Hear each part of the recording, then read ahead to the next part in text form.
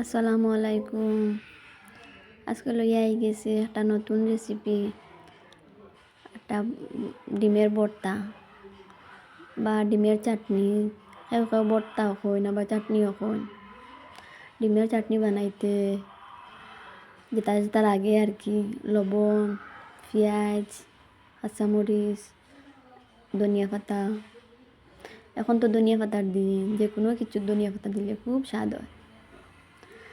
আমি নিজেও করো কোনোদিন বানাইয়া খাইছি না চাটনি, কিন্তু খাইছি হোস্টেলও থাকতে। যখন স্টাডি লাইফও আসলাম, তখন হোস্টেলে তো আর ডেইলি বালাখানি পাওয়া যেত না, কোনো দিন সবজিটা ভালো লাগতো না।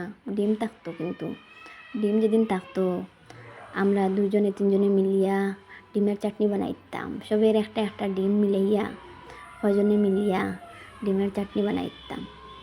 চাটনি বানাইলে আবার পেট ভরিয়া ভাত খাওয়া যায়, খুব টেস্ট হয়।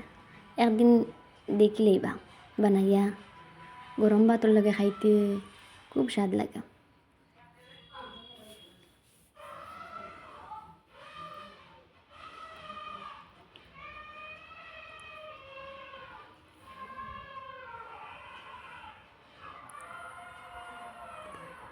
এটা সব একলগে মাখাইয়া, আর আমি নিজেও খাইয়া দেখছি, বহুত টেস্ট হয়েছে।